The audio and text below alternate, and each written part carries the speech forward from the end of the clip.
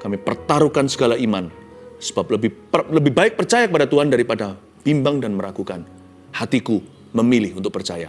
Dan hamba percaya hari ini untuk setiap keluarga saat teduh yang menanti-nantikan sebuah mujizat dalam hidup mereka.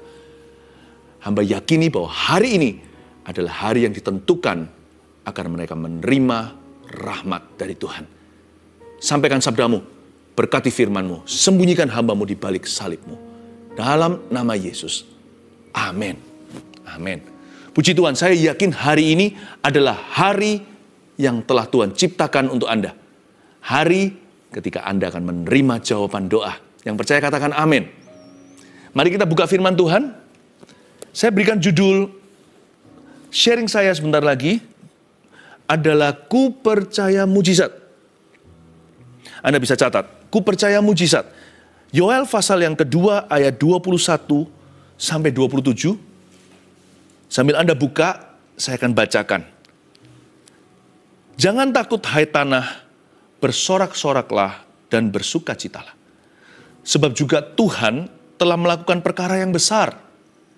Jangan takut hai binatang-binatang di padang, sebab tanah gembalaan di padang gurun menghijau. Pohon menghasilkan buahnya, pohon ara dan pohon anggur memberi kekayaannya. Hai Bani Sion, bersorak-soraklah dan bersukacitalah karena Tuhan Allahmu. Sebab telah diberikannya kepadamu hujan pada awal musim dengan adilnya, dan diturunkannya kepadamu hujan. Hujan pada awal dan hujan pada akhir musim, seperti dahulu. Tempat-tempat pengirikan menjadi penuh dengan gandum, dan tempat pemerasan kelimpahan anggur dan minyak.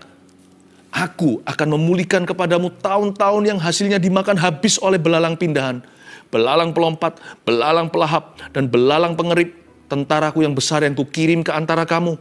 Maka kamu akan makan banyak-banyak dan menjadi kenyang. Dan kamu akan memuji-muji nama Tuhan Allahmu yang telah memperlakukan kamu dengan ajaib. Dan umatku tidak akan menjadi malu lagi untuk selama-lamanya. Kamu akan mengetahui bahwa aku ini ada di antara orang-orang Israel. Dan bahwa aku ini Tuhan adalah Allahmu dan tidak ada yang lain. Dan umatku tidak akan menjadi malu lagi untuk selama-lamanya. Ku percaya mujizat. Saya yakin Tuhan menyediakan sebuah mujizat untuk setiap Anda. Apakah terlalu berani untuk saya percaya yang begitu? Kalau kita sekarang adakan saat teduh, mending saya percaya daripada bimbang. Kalau masuk hadirat Tuhan itu, lebih baik kita percaya dulu, dikoreksi kemudian. Daripada bimbang dan ragu, dan tidak memperoleh apa-apa di dalam hadirat Allah. Bukan berarti kalau kita menghampiri Tuhan itu selalu motivasi sesuatu. Selalu minta-minta. Bukan. Tapi saya mau ajak Anda untuk percaya bahwa Allah itu ada. Seperti ayat terakhir yang kita baca, kamu akan mengetahui bahwa aku ini ada. Aku ini ada di antara orang Israel, dan mujizat itu biasa bagi Allah. Memang kita, bagi manusia, mujizat itu luar biasa, extraordinary. Tapi mujizat itu adalah perkara sehari-hari bagi Tuhan. Seperti Anda dan saya bernafas, menghirup oksigen, makan. Mujizat itu perkara yang tidak mustahil bagi Allah. Bolehkah kita berharap akan mujizatnya? Bukan hanya boleh. Tanpa iman kita tidak bisa menyenangkan Tuhan. Iman itu termasuk di dalamnya percaya akan mujizatnya. Tapi sebelum kita percayakan mujizatnya, saya tunjukkan kepada Anda dan saya, siapa dia yang membuat mujizat itu. Betapa mulia dan baiknya hatinya. Ayat 21, jangan takut hai tanah, bersorak-soraklah dan bersukacitalah, sebab juga Tuhan telah melakukan perkara yang besar. Pertama-tama Tuhan berfirman bukan kepada manusia, tetapi kepada tanah. Jangan takut hai tanah. Kenapa? Karena Tuhan itu kasihan sama bangsa Israel. Bangsa Israel di zaman Yoel, mereka mengalami musibah. Yaitu terjadi serangan hama yang tidak terhingga. Nggak pernah terjadi dalam sejarah mereka. Belalang pengerip, belalang pelompat, belalang pindahan, belalang pemusnah. Hasil panen gagal total.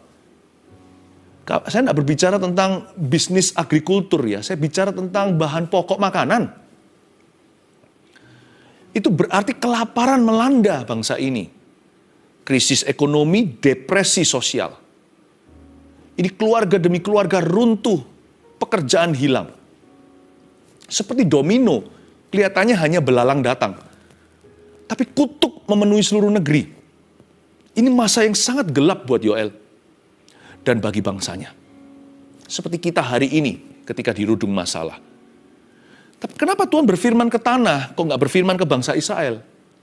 Tuhan ingin menunjukkan betapa baik hatinya supaya kita tidak taruh rasa curiga dan berpikiran negatif tentang Tuhan kita. Jangan takut hai tanah. Kalau sama tanah aja Tuhan bisa kasihan, masa nggak bisa kasihan sama kita? Jadi jangan pernah salahkan atau tuduh Tuhan yang tidak-tidak. Kita berkata Tuhan nggak peduli. Kok tahu kalau Tuhan nggak peduli? Tuhan sangat peduli. Sama tanah aja yang dilanda wabah, yang dimakan hama, yang gersang, yang hangus, masa paceklik yang berkepanjangan, Tuhan aja bisa kasihan sama tanah loh. Tanah itu bukan manusia. Tanah itu tidak punya roh di dalamnya. Tuhan aja bisa kasihan dan berkata, jangan takut ya, sebentar lagi aku memulihkanmu. Percaya mujizat itu nggak susah kalau kita nggak curiga sama Allah. Percaya sama mujizat itu gampang kalau kita percaya maksud hati Tuhan itu selalu baik dan mulia. Yang membuat kita susah percaya akan mujizatnya adalah karena kita nggak yakin Tuhan itu peduli. Tuhan mau nggak sih? Kalau kita memandang kebaikannya, mujizat masuk akal. Mujizat bukan sesuatu yang patut diperdebatkan.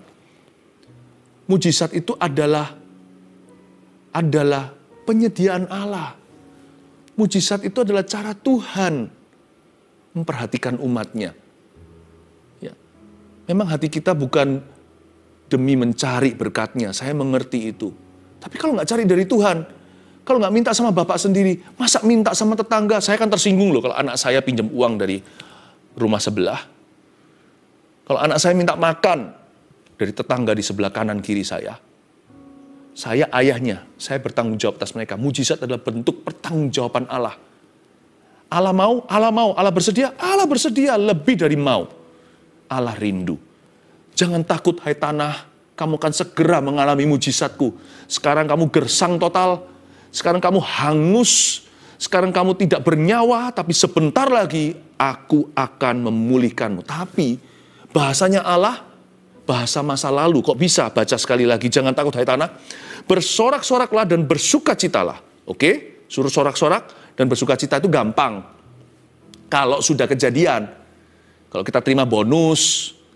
Ya, kalau kita dapat pekerjaan. Kalau disembuhkan dari kanker stadium terakhir. Kalau dikaruniai keturunan setelah menunggu 10 tahun. Bersorak dan bersukacita. Mudah.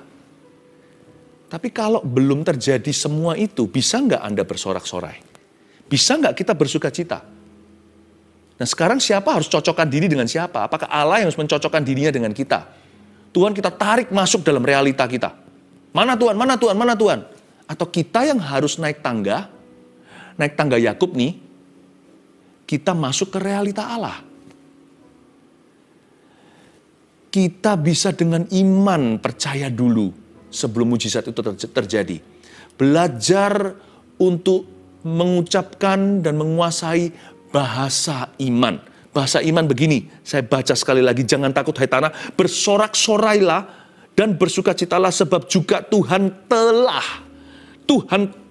bukan Tuhan akan, bukan future tense atau bukan masa depan, tapi sudah lalu.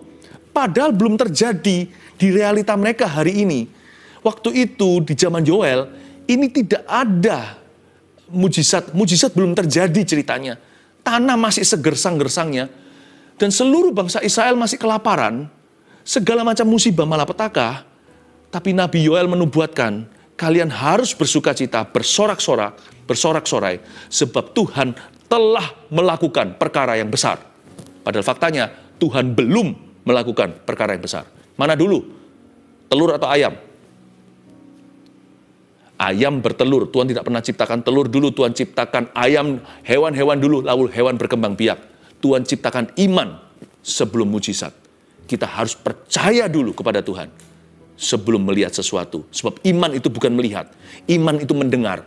Hari detik di mana Anda mendengar janji Tuhan diucapkan ke telinga Anda, dibaca dari firman-Nya, diurapi oleh Roh Kudus, percayalah dan katakanlah, Tuhan telah, bukan Tuhan akan. Bertindaklah dan percayalah seolah-olah Anda sudah menerimanya. Bergembiralah seolah-olah sudah terjadi atau sudah kejadian. Itu iman. Believe dulu, ingat Abraham.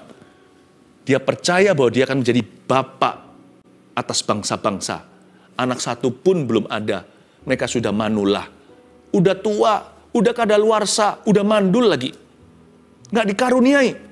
Tapi dia percaya dan Tuhan memperhitungkan itu sebagai kebenaran bagi dia. Waktu Abraham membawa Ishak naik ke atas untuk mempersembahkannya.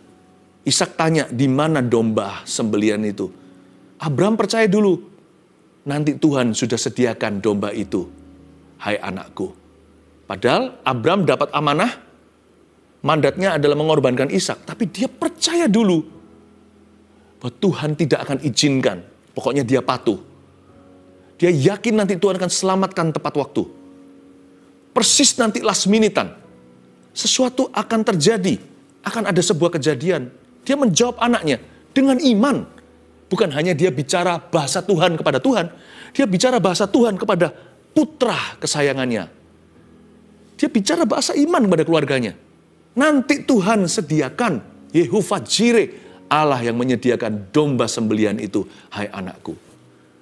Bahasa iman adalah bahasa telah. Bukan begini, tunjukkan dulu aku baru bersuka cita. Berikan dulu aku akan bersyukur kepadamu. No, bersyukur dulu. Seolah-olah Anda sudah menerimanya. Percaya dulu, seolah-olah sudah kejadian. Maka itu akan diberikan kepadamu. Begitulah caranya kita percaya mujizat Allah. Jangan takut hai binatang-binatang di padang, ayat 22. Sebab tanah gembalaan di padang gurun menghijau. Pohon menghasilkan buahnya, pohon ara dan pohon anggur memberi kekayaannya. Setelah Tuhan bicara kepada tanah, ayat 22, Tuhan bicara sama hewan. Kalau sama flora dan fauna aja Tuhan begitu caring dan peduli, apalagi sama kita. Dua ayat ini menurut saya adalah trailernya. Kalau kita mau lihat movie atau lihat satu bioskop gitu, filmnya belum datang, tapi sudah ada previewnya. Nah ini dia, ayat 21 dan 22 itu mencerminkan kasih Tuhan. Kalau sama tanah dan binatang, sama tumbuh-tumbuhan dan hewan aja Tuhan itu penuh sayang. Apalagi sama ciptaannya yang termulia. Apalagi sama manusia. Sebab manusia itu punya roh Allah. Dihembusi oleh roh Tuhan. Lihat ya Tuhan ngomong apa sama binatang. Ini Allahnya Nuh ini. Yang menyelamatkan hewan-hewan itu sepasang demi sepasang. Lihat apa yang dia katakan kepada bangsa Israel yang sedang dalam sengsara terpuruk dalam masalah. Jangan takut ya, hai binatang-binatang di padang. Sebab tanah gembalaan di padang gurun menghijau. Pohon menghasilkan buahnya, pohon ara dan pohon anggur akan memberi kekayaannya. Hai pohon, aku akan memulihkan kamu. Hai domba-domba dan lembu, nanti akan ada rumput lagi. Jangan takut ya, hai binatang di padang. Makanya tidak heran di kitab Amsal dikatakan orang benar itu akan memperhatikan hewan piaraannya. Tuhannya aja kayak gitu. Yang salah manusia Tuhan juga selamatkan tuh. Setiap binatang satu persatu masuk ke bahtera. Kalau Tuhan bisa sayang sama hewan piaraan, dielus-elus begitu. Kenapa kita itu ketakutan sama Tuhan? Kenapa kita selalu curiga Tuhan mau buat jahat apa ya sama aku? Tuhan izinkan penyakit ini atas diriku. Tuhan yang bahkan beberapa orang percaya Tuhan yang memberi dia penyakit itu. Kalau Tuhan kasih aku penyakit ini, jangan fitnah Tuhan begitu. Kalau sama flora dan fauna aja Tuhan begitu sayang. Apalagi sama manusia. Udahlah, gak usah tanya, gak usah diinvestigasi sumbernya dari mana permasalahanmu. Buat apa lihat ke belakang? Buat apa menunduk ke bawah? Mau lihat ke bawah gitu akarnya apa? Percuma. Lebih baik memandang ke depan. Depan ini aku harus responi Tuhan. Lalu melihat ke atas. Tuhan, kepadamu aku naik banding. Ku percaya mujizatmu. Selamatkan aku. Bukankah nama Yesus itu artinya Allah menyelamatkan? Save me. Itu artinya Jesus. He's our Savior. Dia selalu comes to the rescue. Dia selalu menolongmu dan menolongku. Dialah penolong sejati kita. Daripada saya otak-atik yang di bawah sana. Ini sumbernya apa ya? Jangan-jangan nanti akan ketemu tipu muslihat setan. So, setan paling suka ngajak ngobrol orang yang suka bimbang dan ragu. Mending percaya aja sama Tuhan. Saya pilih untuk percaya kepadanya. Saya pandang ke atas dan saya berkata, save me Lord. Kalau saya menunduk ke bawah, satu-satunya alasan saya lihat ke bawah sini adalah untuk baca Alkitab saya. Saya cari janji Tuhan dan saya percaya. I believe in miracles. For I believe in God, seperti ayat 27 yang kita baca tadi. Kamu akan mengetahui bahwa aku ini ada di antara orang Israel. Aku percaya kepada Tuhan. Aku percaya mujizat maksud saya. Karena aku percaya Allah itu nyata. Dan mujizat is not a big deal to God. Mujizat bukan suatu perkara yang luar biasa. Ya kan? Sama dengan mengetik itu biasa buat seorang sekretaris. Ya. Bagi Tuhan itu pekerjaan harian. Bapakku bekerja, kata Yesus, selama hari siang. Nanti akan datang malam, di mana tidak ada lagi kesempatan. Bagi Yesus, itu sudah menjadi sehari-hari cara Allah memperhatikan umatnya. Tuhan berkata seperti itu, jangan takut hai binatang di padang. Aku akan memulihkanmu. Akan ada rumput, akan ada pohon-pohon akan menghasilkan lagi. Lalu ayat 23 itu begitu romantis. Sebutan ini sekilas lewat, kita nggak ngerti artinya. Makanya saya ajarkan supaya Anda dan saya memahami hati Allah lewat firman ini. Hai Bani Sion, bersorak-soraklah dan bersukacitalah karena Tuhan Allahmu. Hai Bani Sion. Hai Bani Sion di sini itu adalah sebutan rumahan bangsa Israel. Sion itu sebuah tempat yang, Sion itu juga secara geografis bicara tentang the hill atau bukit yang di atasnya kota Yerusalem didirikan. Bicara tentang kota suci. Tapi hai Bani Sion itu adalah sebutan ramah. Sebutan sayang. Seperti suami dan istri memanggil, Hani, sayangku. Atau sama anaknya, aduh ini sini anak papa. Sini sayang, anak mama. Ya kan? Atau panggilan rumah apa? Aduh ini, nggak tahu ya panggilan rumah ada. Macam-macam lah setiap budayaan, setiap dialek, setiap daerah ada. Ya. Dan Tuhan memanggil hai Bani Sion. Itu panggilan Bapak kepada anak. Bersorak-soraklah dan bersukacitalah karena Tuhan Allahmu. Sebelum kamu lihat mujizatku, lihatlah hatiku. Aku mau, aku rindu, percayalah kepadaku. Aduh, sungkan minta sama Tuhan barang mahal. Siapa bilang mahal bagi Tuhan? Bagi Tuhan itu mudah. Jangan pernah kita itu mengkotakkan Tuhan dan memaksa dia turun ke level kita. Selain kita belajar berbicara bahasanya, pahami realita Allah. Tuhan itu sudah ada di masa depan kita. Kita di sini belum mengalami mujizat terjadi. Di depan sana kalau Anda percaya, sudah kejadian. Do you believe in His promise? Apakah Anda percaya akan janjinya? Hai Bani Sion, sini anak papa. Bersoraklah dan bersukacitalah karena Tuhan Allahmu. Kenapa disebut Bani Sion ya? Kenapa? Tuhan ingin mengingatkan kepada bangsa pilihan yang dirudung masalah dan wabah pandemi zaman itu. Tuhan ingin berkata kepada mereka, kalian jangan lupa kalian itu keturunan siapa? Kalian itu keturunan Abraham. Anak Abraham itulah Bani Sion. Bani itu kan keturunan. Ya. Kalau anak saya disebut Bani Philip Mantova, mereka harus ingat mereka anak Abraham. Mereka ahli waris janji juga. Tuhan ingatkan bahwa mereka itu adalah putra-putri kerajaan sorga. Makanya Tuhan pakai panggilan rumahan. You belong to me. You and I, we are family. Kamu milikku, kata Tuhan Yesus. Tuhan Yesus ngomong begini sama Anda sekarang. Engkau milikku. Engkau dan aku itu keluarga. Kita itu orang sendiri. Kau orang rumahanku. Engkau family. Hai Bani Sion. Bersorak-sorak dan bersukacitalah karena Tuhan Allahmu. Sebelum kita percayakan mujizatnya, percayalah bahwa Tuhan adalah Bapa yang peduli, Juru Selamat yang mampu. Sebab telah diberikannya kepadamu hujan pada awal musim dengan adilnya dan diturunkannya kepadamu hujan. Hujan pada awal dan hujan pada akhir musim seperti dahulu. Sekali lagi Nabi Yoel mengajarkan kepada kita bahasa iman. Sebab telah diberikannya kepadamu. Padahal faktanya waktu bangsa Israel menerima nubuatan ini, mereka masih di dalam padang gurun, masih di dalam masa paceklik berkepanjangan. Tapi Tuhan berkata melalui nabinya, sebab telah diberikannya. Mungkin ketika firman ini diberikan, belum akhir tahun. Mungkin masih bulan-bulan awal. Hujan pada awal musim itu sekitar bulan Maret dan April. Hujan pada akhir musim di Israel situ adalah September dan Oktober. Saya nggak tahu mereka mengalami wabah ini bulan apa ketika nubuatan ini diberikan. Tapi mereka sudah mengalami masa susah berkepanjangan. Krisis demi krisis menerpa mereka. Apa boleh buat? Panen gagal. Semua lo gagal. Dan ini pasti banyak orang yang kelaparan, mati, kena disease atau kena penyakit. Dan Tuhan berkata lewat Yoel, sebab Tuhan tidak berkata sebab akan diberikan kepadamu hujan awal dan hujan akhir. Tuhan berkata sebab telah diberikan kepadamu, seolah-olah sudah terjadi, seolah-olah mereka sudah menerima. Kalau kita mau mengalami apa yang Tuhan sediakan bagi kita, maka kita harus masuk ke realita Allah. Satu-satunya jalan masuk pada kasih karunia Roma 5 adalah iman.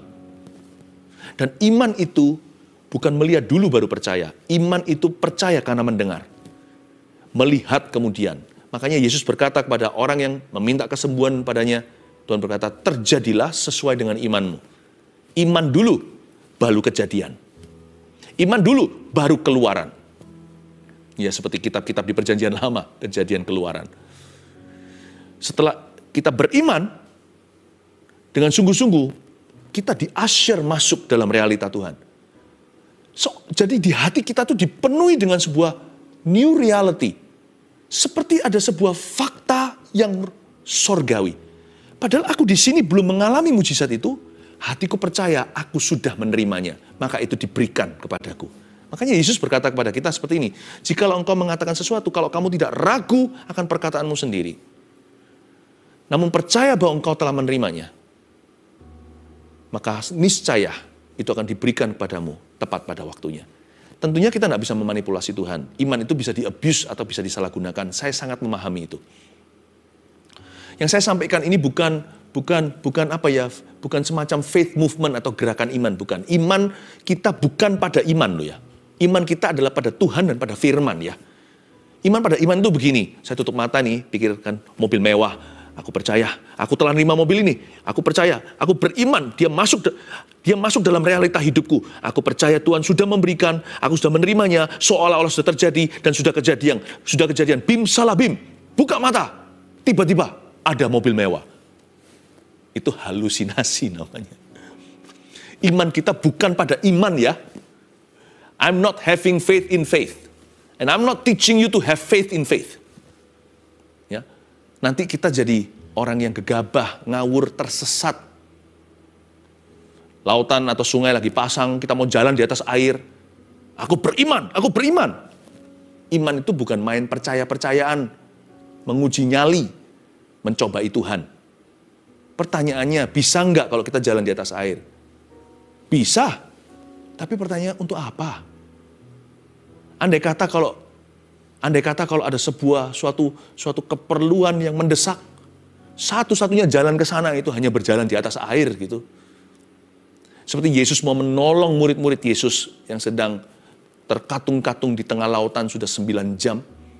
Mereka hampir binasa karena badai taufan.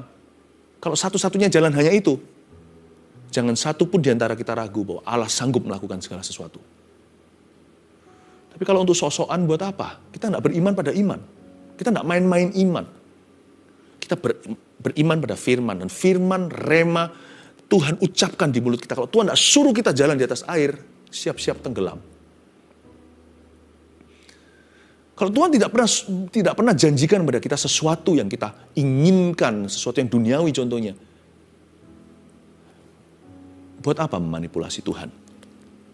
Ini bukan berarti iman pada iman. Saya ngerti bahwa iman bisa disalahgunakan. I totally understand that. Saya sangat memahami.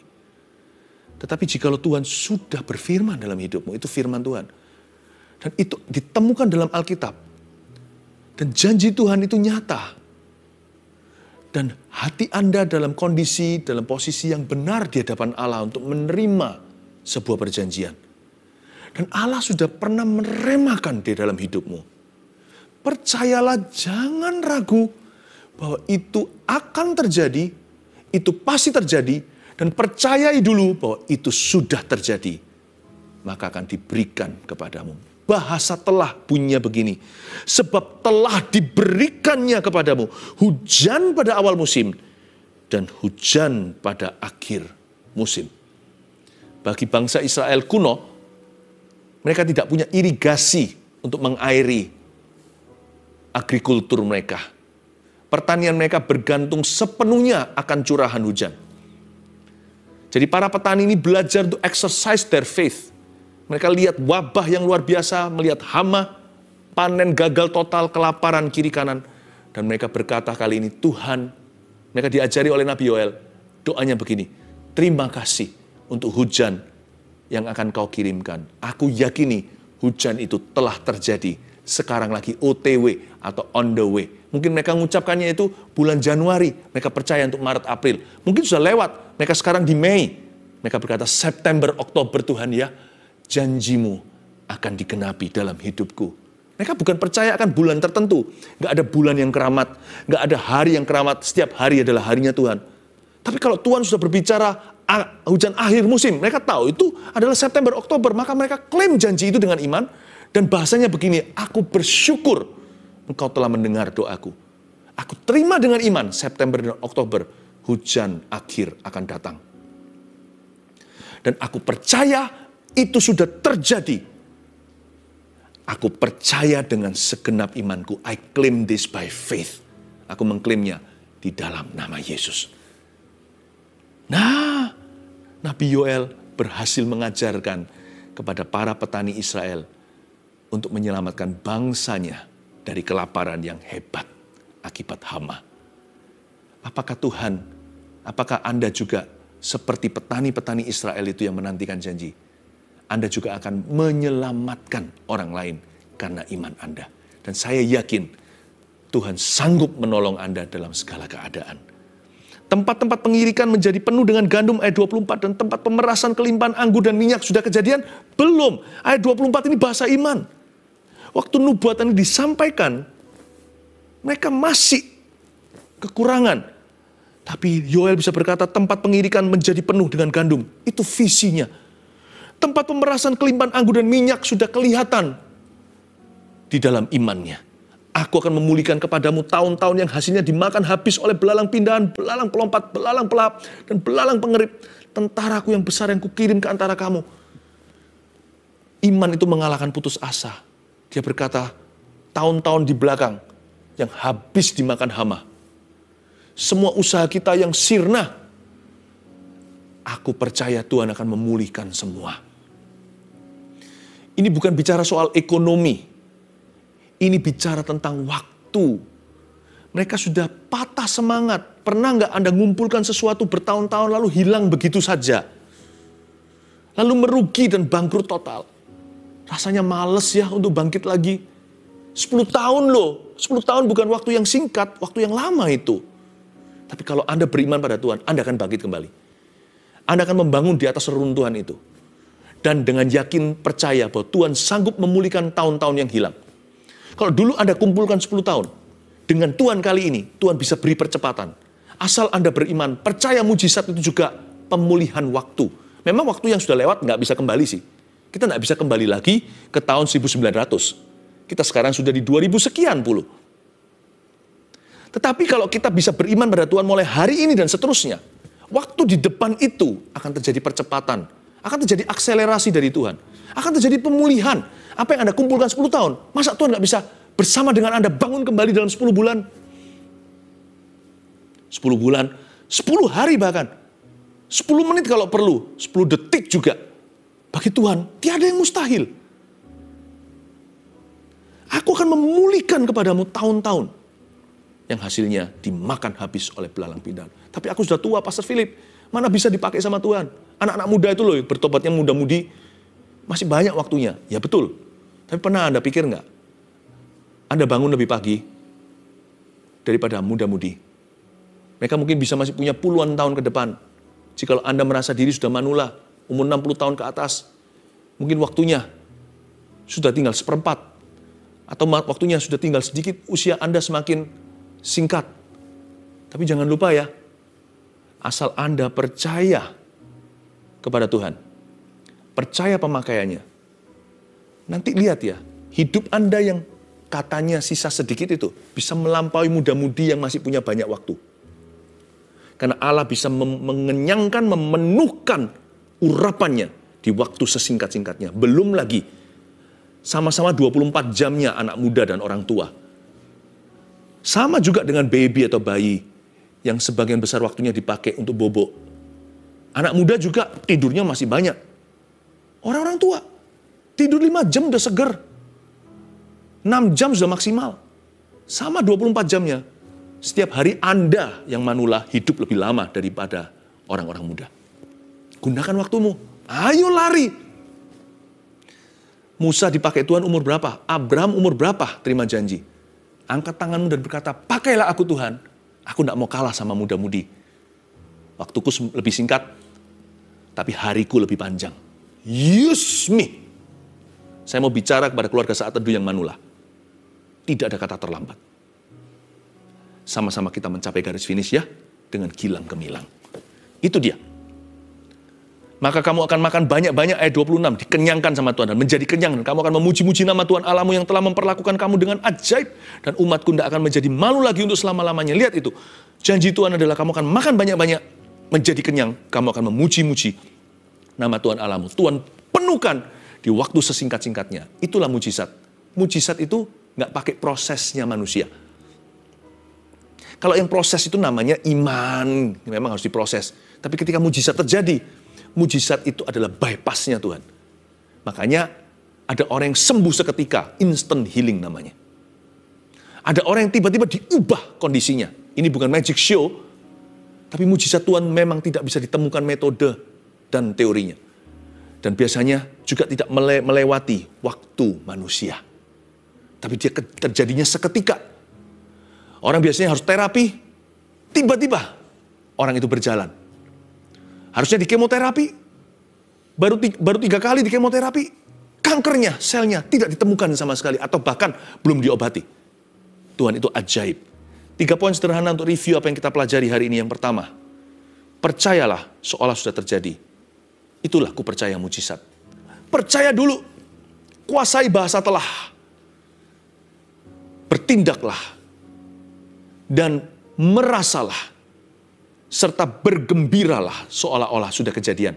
Yang kedua, berharaplah mujizatmu terjadi hari ini. Selalu berharap itu today, bukan tomorrow. Tapi kalau belum terjadi sampai malam hari, jangan tidur dalam kecewa hati. Besok pagi, rahmat Tuhan baru, GR lagi dan berkata, today is my day for miracles. Hari ini adalah hari di mana Tuhan akan promosikan aku. Hari ini adalah hari pertolongan Allah. Hari ini aku akan mengalami mujizatnya. Selalu berharaplah hari ini terjadinya. Yang ketiga, ini yang penting. Daripada kita menunggu pasif, tunggu mujizat dulu baru berubah hidupnya. Jangan. Hiduplah bagi dia setiap hari. Tua, muda, besar, kecil. Ini lebih penting kan? Iman itu bukan hanya mujizat. Orang yang percayakan mujizat, setiap hari hidup dalam pengharapan. Dia tidak akan sia-siakan waktunya. Hiduplah bagi dia setiap hari, bahkan setiap saat.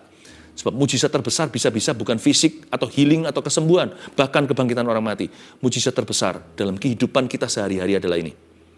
Perubahan tujuan hidup kita dari sia-sia menjadi orang yang mau hidup setiap saat untuk Tuhannya.